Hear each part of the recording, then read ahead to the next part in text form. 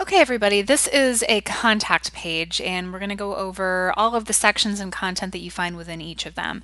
First thing you're going to notice is that from a visual standpoint, this should look almost exactly like the account page that we went over earlier. All of the sections are the same, it's just now the content within each of them is going to be geared towards a person versus a company. Okay, so number one thing I want us to start off with is this highlight bar up here. You're going to see this is in fact a contact record for Stephen Candler. Number one thing I want you to look at before anything else, just train your brain to do this no matter what you're doing on a day-to-day basis, is this part right here.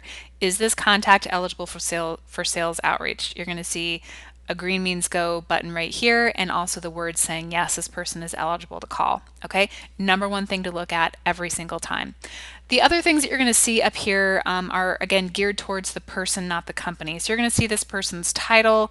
If their phone number is linking correctly, it'll be up here, and their last sales activity date. All right. The other thing you're going to see up in this section that I want you to pay attention to is the send engage email button. We're going to talk about this a little later on.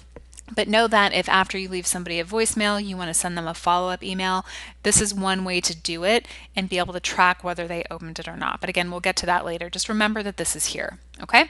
The details area is again geared towards the person rather than the company. So you're going to see the person's name, the account that they're related to, his title, his email, his phone number, which is down here for some reason. So if I were going to be editing this account, I might also just pull, in fact, why don't we just do that now? I'll just copy that and go ahead and put his phone number right here. Whoops. Just so it's going to show up in both locations.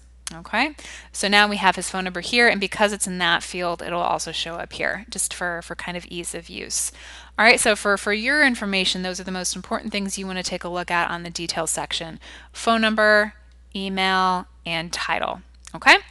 On this side, again, our related list, this is only the things related to this contact. And so you're going to see many fewer things on a contact page than you would on an account page or that company page. So for this person, for Stephen, really the only thing that we have for him is a related account. And you'll see again, that's Kohler. Okay, he doesn't have any opportunities or job orders or contracts associated with him yet, but hopefully that's what you would be trying to change by calling him. Okay, the activity history is a little bit different for a contact versus the account. So I want to go over this in some detail. So we'll start with this activity timeline first. You're going to see that Stephen has had a couple of calls, and these are notated right here. If you want to take a look at them in more detail, you can open them up and you can see the notes. Okay, you can do that for everyone that there is actual data on. Okay, it's just sometimes good intel for yourself to see, what's been done before, what was talked about last. Does this person really have any interest in hiring military? Okay, and then you're also going to see someone has a task here that's obviously very, very overdue. But apparently Todd Smith wanted to talk to this person again and just never got to it. So this is where any account executive's tasks are going to show up. It's not just yours. So if I had a task here and JT had a task here, we'd be able to see both of those at the same time. Okay. The other thing I want you to notice in this view is this box up here.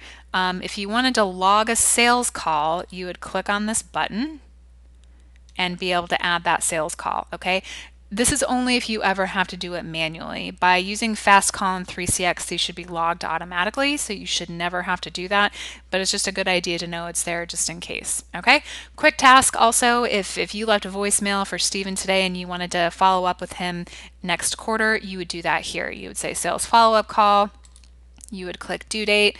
Let's say we wanted to make it, April 18th, and we would go ahead and hit save. All right, and so now your sales follow-up call is going to show up right here. All right, the other thing I want you to notice here is engagement history. Okay, so an engaged email, and we're going to talk about this in much greater depth later, but an engaged email is either an email you have sent with engaged tracking on it or one that marketing has sent with engaged tracking on it. This is a very, very useful thing to take a look at so that you can see if an email was ever opened or clicked on by a contact. So you can see that This is actually an email that marketing sent them 5 hours ago about 20th anniversary Recruit Military Savings. He hasn't opened it. He hasn't clicked on it yet. He actually hasn't clicked on any of these other emails that have been tracked for the last couple of weeks either. So it's just a good data point for you to know what activity a contact has made or has not made as you're getting ready to call them. But that is a summary of the contact page, and now we will move on to the next section. Thanks so much.